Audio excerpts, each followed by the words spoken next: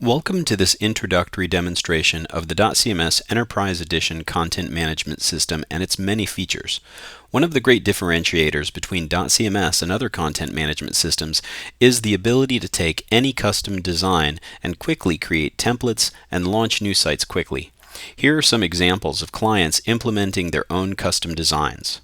The Sapac.com Park Reservation System, Thomson Reuters, HCA Healthcare, which hosts over 1,500 uniquely designed sites while maximizing efficiency with reusable dynamic widgets, Fitbit.com, Standard & Poor's, Arkiva, and ShopPanasonic.com. These are just a few examples of the thousands of websites created using DotCMS's powerful and flexible feature set.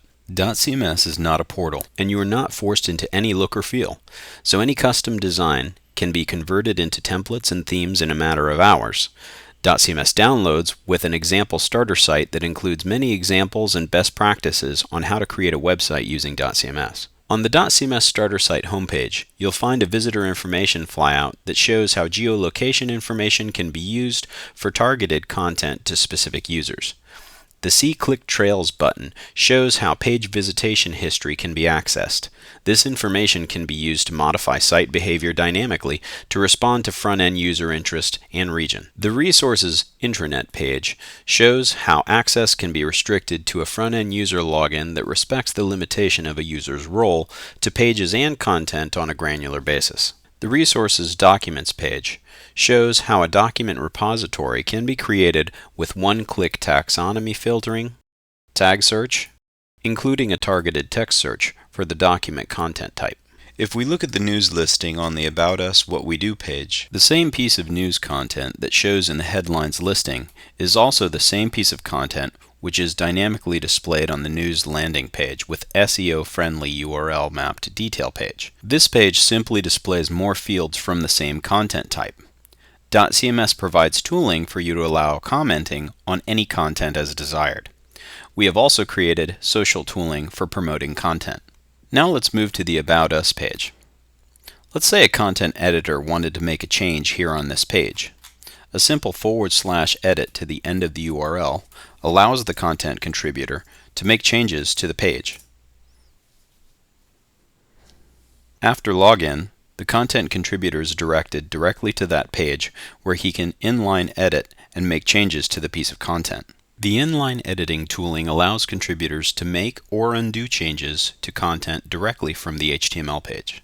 Every field in the piece of content can be revealed by clicking on the Edit Content button, which reveals the content in its entirety. Editing directly from the content requires the user to acquire a lock on the content and then make changes to the content itself.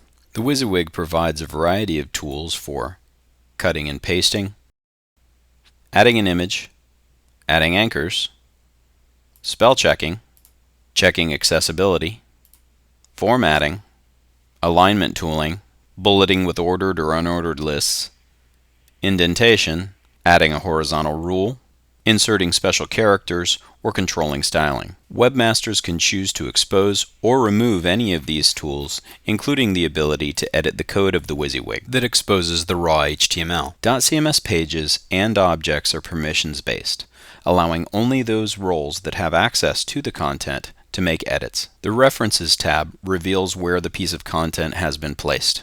This can be a single page or multiple pages. Here we can see this piece of content is also being used on a mobile page. To remove a lock on the content, the user can simply save and publish or cancel the changes made to the content.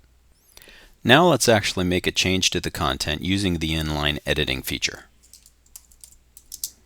Let's also remove a sentence and then save the content. By clicking on the Preview tab and then What's Changed, we can see the addition highlighted in green and what we removed highlighted in red with strike through. If we click on the Live tab, we can see the last version of the page before the changes. If we wish to publish the page with the changes, we can click Publish Page, which will ask us if we're sure of the changes. Then we can see which pieces of content on the page will be published that are currently in an unpublished state. By publishing the changes, we can now see that the live page has been changed. A historical record of the changes made to a piece of content can be seen by clicking on Edit Mode, editing the content again, and clicking on the History tab. This reveals the author, the modification date and time, and the inode identifier of the specific change. The previous version of the content can be brought back by simply clicking on the Bring Back and then publishing that previous version of the content. Content lives in the content repository and is merely linked to one or more HTML pages. To illustrate this, we can click Cancel and remove this content from the page. Now if we click on Add Content, we can relink the content to the page by simply searching for the content, selecting it, and replacing it back on the page. Any changes made to the content will be reflected on any page where this content is being reused. Now let's go back to the admin screen and take a look at the Site Browser tab. All DotCMS hosts, web pages, folders, and files can be managed from the Site Browser tab. By right-clicking on the News and Events folder, we can edit its properties. We can see that the reason it's appearing on the main navigation is because of this Show on Menu checkbox property.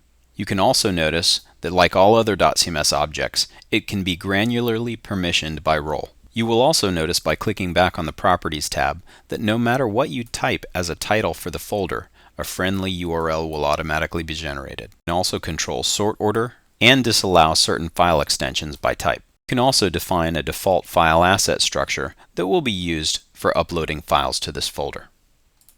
Now let's add a file asset to the site browser. So I'm going to right-click on Services, New, and Image or File. And I'm going to select the file asset that I want to upload. I'm going to choose an image, let that upload, and save and publish. Now you can see here in the site browser detail the picture of Warren Buffett here I've uploaded. I'm going to edit that image, and you can see here that the metadata has been gleaned from the file on upload. This metadata can be extracted dynamically through Velocity. Now we can edit the image by clicking on the Lock for Editing and Edit Image button. Here there are a couple different ways to resize the image. We can use the slider, or we can clear that filter and edit the width of the image to a discrete size. Now I'm going to crop the image by clicking on the crop button. I could also flip the image, grayscale for an artistic effect, rotate the image even to a negative degree, which we're not going to do, and we could even alter the brightness, hue, and saturation of the image. So now I'm going to do two things. I'm going to clip the image to the DotCMS image clipboard, and I'm going to save the changes to the image.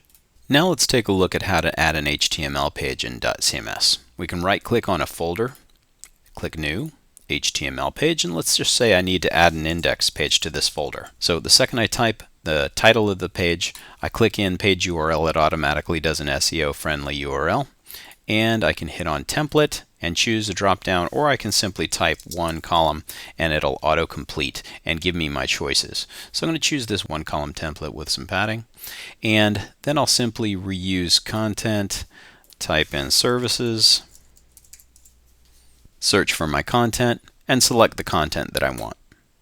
Now let's just say this page is a little boring and I need to add a left-hand column to the page. I can go back to Page Properties and select a different template. So now instead of a one column template, I'm going to simply click here, type two column, and let's get a left bar with navigation. I save and publish. Now I've got a navigation column in addition to my body area. If I want to resort the way my pages appear, I can use this Ajax tool here and grab the new page and drag it up to the top, save my changes, and now the changes to the page ordering are reflected.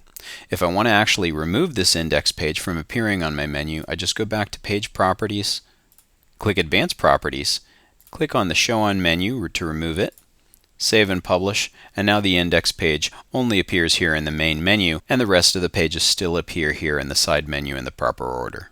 Now I'm going to show you how we can add the image we edited earlier to a piece of content inside a WYSIWYG field on this page.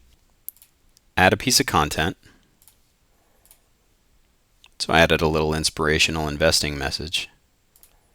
I'm going to edit the content and use the DotCMS clipboard tool to add an image to the WYSIWYG. So I'm going to lock it for editing. Click over to one side of the paragraph where I want to insert the image. Click on the DotCMS image clipboard, and the image that I edited in this current browser session is retained here in the clipboard. So I can click here and add the image, align it to the right. Click on the image to add some padding. To do this, I click on the image editor, click on appearance, and let's add a 5 pixel width as padding around the image and maybe a 1 pixel border. Click update and save and publish the image inside the WYSIWYG. And there we've got the new piece of content with the image inset. Now let's go back to the admin screen and some more important features of the site browser. It is important to note that DotCMS supports a multi-tenant environment. One of our Fortune 100 clients supports over 1,500 healthcare websites using a single DotCMS instance. To search for a host, simply type the domain that you're looking for, and it auto-completes to find the appropriate host. Click on that host, and you can switch to the other host that you're managing. One of our largest multi-tenant clients was able to deploy over 40 new sites a week by using the DotCMS copy host feature. You can do this by clicking on Add Host and copy an existing host, or starting with a blank host. The ability to copy a master host, or site template if you will, maximizes the reusability of code across sites and eliminates redundancies of process. Simply select the objects that you wish to copy and click on Next, name the new host, and click Save and Activate to start the copy process. Now obviously all DotCMS users are not meant to see all hosts or even all these tabs. So let's go ahead and take a look at a login as a limited user. So I'm going to log in as Joe Contributor and take a look at his limited user perspective. He only has 3 tabs, which are controlled, of course, by his role. If we click on the site editor, he's only able to see one folder on the same site that we've been looking at. He has very limited access over that folder and can only add new objects. When we click on the Content tab as Joe Contributor, he has limited access to search for content and has only 2 content types that he can actually contribute content with. So Joe can only search for the content over which his role gives him permissions. Even the way that Joe contributes content can be controlled through workflow schemes. So here on this document content type, I'm going to add new content as Joe. And you'll see he has very different left-hand buttons for adding this type of content because it is controlled by a specific custom workflow. Right now we're in the editing step, so Joe can save his draft or send for review. So Joe can choose a file, upload that file, add field values, and then if Joe saves his draft, he can retain his hold on the content and re-edit it for the future. If he locks for editing again and then sends for review, you can see that Joe is the assignee, it's in step editing, and right now Joe has the content lock. If he sends the content for review this time, he can type a message for the person who's going to receive it who has the reviewer role and save the content. But Joe has now lost all control over that content based upon the custom workflow. So if he tries to open it up again, he'll see that it's out of his workflow step and it is assigned to anyone who has the reviewer role. He can no longer take actions on the piece of content because it's out of the workflow step he has control over. Anyone with the reviewer role would have received an email and a workflow action in their workflow tasks upon DotCMS login. So if we click Cancel as Joe Contributor, and then log in as Jane Reviewer, we now see the piece of content that Joe assigned to the reviewer role. Jane Reviewer can now edit the content, send it on to the legal department, or return it to Joe for edits. If we log out as Jane Reviewer, as our admin user, we can now take a look under Structures and Workflow Schemes at the custom workflow scheme that was controlling Joe's content contribution. Here we can click on Document Management and look at all the steps and the specific actions which are permissionable by role. Here you can define who can use the workflow action, if users can assign to other users or roles, what the next step should be, assign icons to the workflow action, even define custom code actions, and sub-actions which should take place upon exiting this workflow step. Time limits can be established on workflow steps to avoid bottlenecking. Here's an example of a custom workflow action which has a VTL file which will be executed when someone clicks the Tweet This button on the content. Custom marketing campaigns, actions, email triggers, and time-triggered events can be built in this way into custom workflow actions. After a custom workflow is created, it can be assigned to each structure. Here on the document structure, we can see in the properties that the custom workflow scheme was assigned to this structure. One of the strongest features in DotCMS is the ability to add dynamic widgets to DotCMS pages using a widget structure. A variety of widget structures are provided in the starter site. The simple widget is the most basic example of a widget structure, which allows velocity code to be dropped directly on a page to pull content dynamically. The Content tab provides tooling that helps you to create dynamic code. So if we wanted to pull an employee listing, we could simply click on the employee structure, then sort our employees by last name. Then we can click on the Advance button to see the rest of the fields we can sort by, or click the Show Query tool, which allows us to build a for each loop in Velocity, examine the Lucene query used to pull this content structure, examine the REST API call, or view XML or JSON output. Some hints are also provided for Lucene querying. You will notice that the code helper responds to whatever clicks you make in the Content tab and displays the appropriate pull exactly how you observed it on the Content tab. So we can simply copy this for each loop and place our dynamic code on a web page. Going back to our services index page, we'll pull a dynamic listing of employees here in the left-hand column. So we click Add Content, Add Widget, a simple widget, create new simple widget, name our widget, expand the widget code field, paste our code, and then simply state which fields we'd like to see in Velocity from our content. Here I'm defining what I'm going to call each object pulled by the list that returns from the .content.pull view tool. And here with an HTML wrapper I'm defining the field that I want to display. Now I can simply save and publish and view the pull of my employees. But this is an example for webmasters. Content contributors can also place widgets on pages using more formal widgets or widgets with parameters that they can adjust in an easy way. To do this, we can click on Add Content, Add Widget, and choose one of the other widget types. Let's click on the YouTube widget. Then click on Create New YouTube Widget, and let's search for mutual funds. Clicking on Search searches the YouTube API and returns a list of videos. By clicking on one of the videos, it pre-populates all the rest of the fields with everything needed to drop the YouTube widget on the page. Clicking on Save and Publish reveals a YouTube video that's ready to play.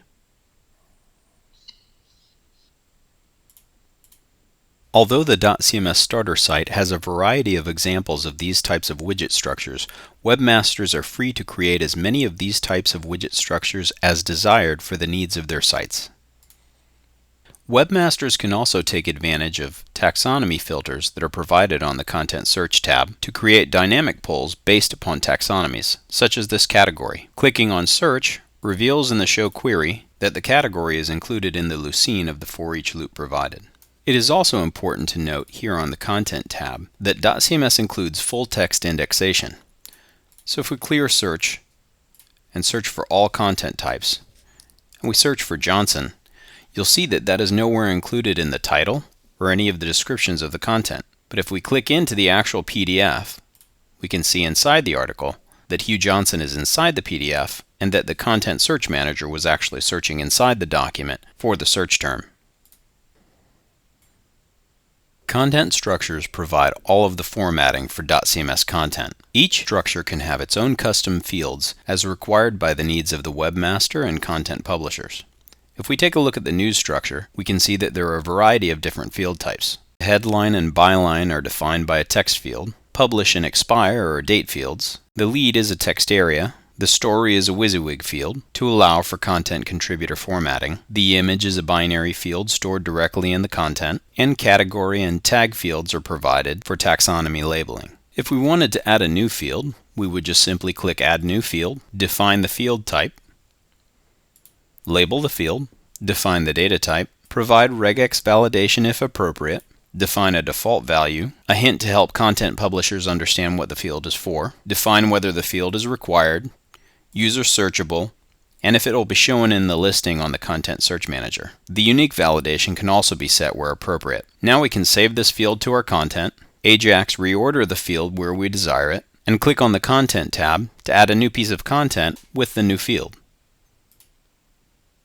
Here we can see the new author field we just added. So here I've filled out the required fields, including the field that we added. Let's save and publish, and then automatically go to our news page and check to see that that new piece of news is dynamically pulling. So here we can find our news listing widget pulling our new article, and if we click on the title, it leads us to our detail page, and once again provides an SEO-friendly URL based upon our URL mapping. Editing our content again, you can begin to notice that each field in a content structure is similar to adding columns in a database, and each piece of content is a new record in that table. Because this structure is related to other structures, we can also relate this content to a media type by searching for a related media type, selecting the video, and relating it to this piece of content. Once we lock for editing and save and publish, we can now see the related media here next to our news content. Each content structure is completely different. If we go back to the Structures tab and we click on Blog, we can see that there's a totally different set of fields and that each field can be customized on any structure. Now let's take a look at the different ways you can build templates in DotCMS. DotCMS provides a template designer and an advanced template builder for taking total control of your templates. First, let's take a look at the template designer. The .cms template builder utilizes themes that can be based upon an established framework such as Bootstrap's, Foundation, Helium, Cube, or YAML 4, or webmasters can customize their own themes. After choosing a theme, users can decide whether they want the template to have a sidebar, a header or a footer, configure columns, add rows, title the new template, then configure the containers the template should use. Save and publish our template. And our new template is ready for creating HTML pages. So we can add a new page, choose our new template, add a page title and URL, and save and publish our page. Now our page is ready for adding content.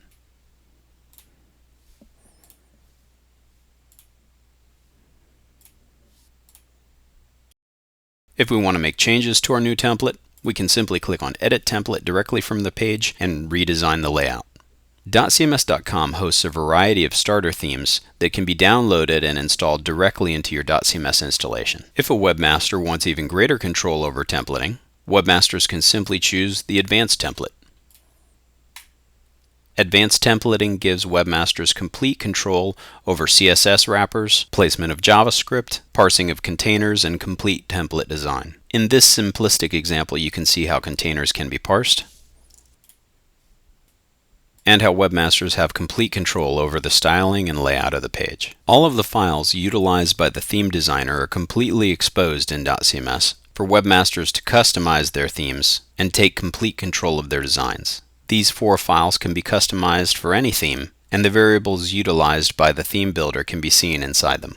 Webmasters have complete control to customize both themes and advanced templates to quickly deploy any custom design.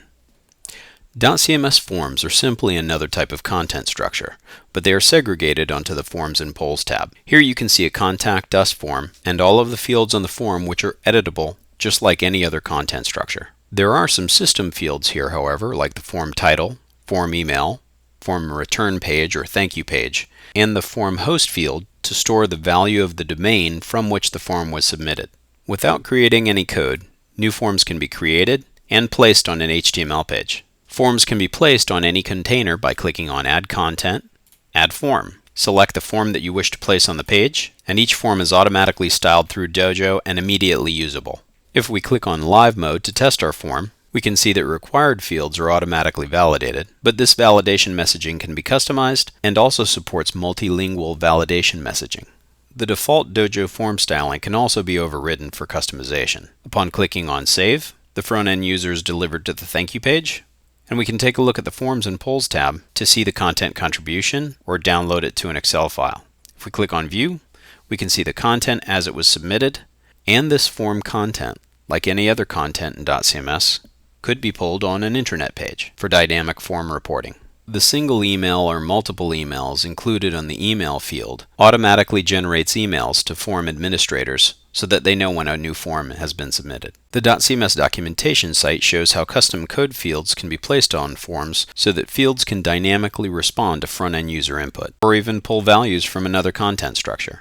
A variety of optional parameters can be set before calling a form on a page to use a CAPTCHA or an audio CAPTCHA, moderate content, or hide certain fields. There are also a variety of macros available to create and manage front-end forms. DotCMS also downloads with a back-end and front-end calendar management system. Events can be viewed by day, week, or month. Single or recurring events can be added to the system. Events can be filtered by category or tag, on the front end as well as the back end. And all of the VTL files that comprise the front-end calendar are completely exposed for customization on the calendar events pages. The .cms front-end and back-end includes site search functionality. In live mode, clicking on search reveals a full-text indexed site search functionality. If we click on admin screen, system, and site search, we can see how the site search indexes are managed. New site search indices can be created, searched, site search jobs can be viewed, and there's a site search index job scheduler that can be run now or scheduled to run through a cron expression on a nightly basis. Site search indexes can be named and applied to a single host or multiple hosts, run on the default index, or special indexes can be made for specific areas of your site, run in multiple languages, include path exclusion or inclusion, and cron expressions can be set to run the indexes on a scheduled basis. The built-in search tab allows us to search for terms to test our index from the back end. New indexes can be created for various portions of a site, and Elasticsearch sharding can be implemented for optimal performance. The .cms documentation site shows how indexes can be managed even from the command line, so that batched processes can be set up for backup and restoration. .cms also includes a way to create and manage vanity URLs. Vanity URLs can be used for email marketing campaigns, Google AdWords tracking, and for just creating shorter URL links to deeply buried pages. Adding a new vanity URL to the form page I created earlier, I can title my vanity URL, say whether it applies to a single host or all hosts, add the shorter URL, and then browse to the page I want to reach. Upon saving my vanity URL, I can now use the shortened path to virtual link to my form page. Hitting the domain plus a /myform returns the form page and maintains the virtual link in the URL. Returning to the .cms backend, I'd like to show you how to configure push publishing for rapid development and deployment to live sites when you're creating new features or new portions of your site. To do this, we go to System and Configuration. Click on Publishing Environments, and here you can see we can add a send to environment and a receive from environment. First, on my local machine, I'm going to add the environment for demo.cms.com. So here I'm going to title my environment and define the users that can send to this environment, which could be more than one user or role. If I've got a clustered environment, I would probably configure just to push to one server and allow the cluster to handle the rest. Or if I'm pushing to multiple independent servers, I would choose the push to all servers option. Now I'll save my environment, and now within that environment I have to add my demo server. So here I'll give the demo website server a name, and I'm going to push to demo.cms.com on port 80. And here you can define a path to a text file that has a security key, or simply type in your own security key. I'm just going to use 12345. Make sure your checkbox is enabled and click Save. Now in another browser I'm going to log into the demo website. Here I will also need to configure who can send to this server. So I'll go to Publishing Environments, and this time I'm going to add a server that the demo website can receive from. This will be my local machine. Here I'll enter my IP address and add the same security key. Moving back to my local host, I'll now notice that from the site browser I can right-click and push publish a host, folders, content, even complete structures.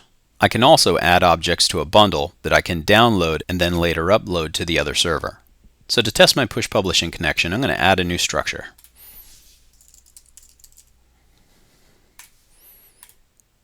Add some fields to my structure.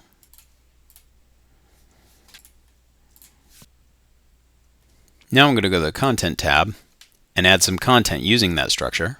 and save and publish. We'll add another piece of content, save and publish again. Now I'm going to choose both of these pieces of content and push publish to the demo server. I can push the content right now to the other server. I could remove the content if I had already pushed it, or I can push it and then schedule it for removal from the remote server at a later time. I'm just going to push it to the demo website. Clicking on Save activates the push. Now I can observe the push by clicking on Site Browser and the Publishing queue. This lists my content that's getting ready to push. I can also take a look at my status history and refresh, looking to see if I'm getting any confirmation from my remote server. So now I can see my bundle has been sent, and in a few seconds I should get my confirmation from the remote server that it was sent successfully.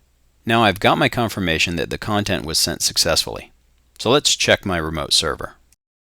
On my remote server I can click on Structures, and I now see the demo structure has been added, and if I click on Content, I can see the new contentlets. Alternately, I can also go to DotCMS objects, such as my Services folder, right-click and Add to Bundle. Add the new bundle name. I'll add another folder to the same bundle. And now take a look at the publishing queue. Here under Bundles, I can see both of the folders that are ready to bundle up. Here I can download the bundle for publishing, or download for unpublishing, or simply push the bundle, or delete it. Push publishing is extremely powerful, and even complete hosts can be pushed to a remote server. And now I'd like to introduce you to the DotCMS Time Machine feature. Now, what I've already done is I've made some changes to the current home page. So if we take a look at the index page, we can see we've got in the live version a couple of banners here which are different from the way that the demo site originally looked. Also, I made some changes down here to the investment banking content. Now if I want to look and see what my original demo site looked like, all I have to do is go to the DotCMS Time Machine and look at a previous version. So I'm going to go back to the admin screen, click on Site Browser and Time Machine, and you can see the Time Machine enables a snapshot of a past version of a site, or you can actually look ahead in the future to whenever content will automatically publish and unpublish itself in the future. But first let's take a look at how you'd actually set up a past snapshot. You'd set that up by clicking on Settings, then you'd set the host or hosts you'd like to take snapshots of, determine the language versions of the site you'd like to take a snapshot of, determine the regularity of the snapshots, and then save these settings, save and take a snapshot now, or click Disable Job to clear these settings and set new ones. So let's close this and let's take a look at some of the past snapshots. Now here on December 4th, this is what my original demo site looked like. So here you can see the original banners and the original content unchanged down here below. But if I click on the current date, I can see that today a snapshot has been taken with my current content changes to the banner area and to this piece of content here. In this way, the past Time Machine allows you to take snapshots as a historical record. Let me show you now where those snapshots actually live. Here's the root of my local DotCMS installation. If we click into the DotCMS folder, then we take a click into Assets, and then Time Machine, you can see all the previous snapshots that have been taken based upon that cron job. If I take a look into any one of these dates, I can click in and take a look inside the live folder and see inside of demo.dotcms.com, which is the host that was backed up, my entire site has been backed up as static HTML pages. So if we click in the home directory, we will see the HTML files here. Now the limitation to this static HTML is that your site is not going to be able to dynamically respond to user input. So if you've programmed a lot of velocity and a lot of dynamic user input on the front end, then your static snapshot is not going to be able to reflect that. But if your site is HTML and content, you could actually point at one of these static snapshot bundles and use it as a disaster recovery method by merely pointing your DNS at one of these HTML backups. In addition to serving as static backup disaster recovery snapshots of your site, the past Time Machine gives content contributors a way to take a look and see what the status of the pages were in the past as a historical record to keep track of changes over time. Now let's close the past snapshot and let's take a look at how you can configure certain content types to actually enable the future publishing and unpublishing of content. This is not the way that each content structure acts by default, so let's look at how you can actually set that on a structure. So here if I go to Structures and I go to the Time Machine structure, you'll see that there's a Publish and Expire date and time field here on this structure. In the properties of any structure, you can actually use any date and time field as either publish or unpublish fields. Obviously, the time and date field that I would like to use to automatically publish content will be the publish field. The field that I'd like to configure to enable the automatic unpublishing of content will be called expire. So once you've configured those here on the properties of any content structure, they will be enforced as you save or publish content. So let's take a look at how these settings actually change the way that this time machine structure content is contributed. If we click on content, you can see here I have 3 different pieces of content. Only one is published now and set to automatically unpublish itself on 12/15. One I've got set to automatically publish on 12/20, but it's only in a saved unpublished state. And the other I've got set to publish on 12/10, and both of them expire on 12/30 here. Now, whenever you actually enable those fields on a structure for automatically publishing and unpublishing on certain timestamps, then you cannot take a piece of content that you say is going to be publishing in the future and then lock it and save and publish now, because then you're breaking the settings that you've actually set on the structure, that this field for publishing will be respected as a future published date. So if I try to publish this right now, it'll tell me that I can't publish something that's scheduled from this configured field to be published in the future. So I must simply save this piece of content and the system's automatically going to publish it at a later date. So now how can you actually see what a page is going to look like that uses all 3 of these pieces of content, and how can we determine ahead of time that this content will actually all appear and disappear from our web page at the proper time? For this we go to the Time Machine and we take a look at the Future Snapshot. Whenever we click on Future Snapshot, we can set any time and date in the future. So let's go ahead and take a look at 12/16 in English. And then click on our Time Machine page, and we can see we've got one piece of content that is set to publish on 12/10 and expire on 12/30. Obviously 12/16 falls in the middle of this range, so that's why this piece of content is showing. Now if we take a look a little bit more forward, say we click on 12/24 and then we click on Time Machine, now we've got 2 pieces of content, one that published on 12/20 and expires on 12/30. If we take a look back closer to the current date, we'll see these 2 pieces of content disappear again, and only the original piece of content that's published now will reappear. In this way, you can take a look into the future and see when content will expire or unexpire on a page. A word of caution concerning pages that use structures that automatically publish and unpublish content would be that you have 1 or more pieces of content that never expire on this page, or at least you have careful monitoring systems to make sure that you never have a page where all of the content has expired. To make sure that content is never going to disappear from a page, you can edit the content, and expire fields have the option to never expire, so that you can ensure that some pieces of content will persist on the page and the page will never be blank. And that concludes our high-level view of basic DotCMS features. I want to thank you for attending this demo webinar and remind you that the latest documentation can always be found by going to www.dotcms.com/documentation, where you can find hundreds of articles and videos that illustrate how to use DotCMS and the DotCMS feature set.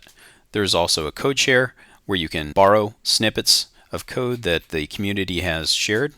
And there's also the user forum where you can ask our experienced community members for help in resolving issues.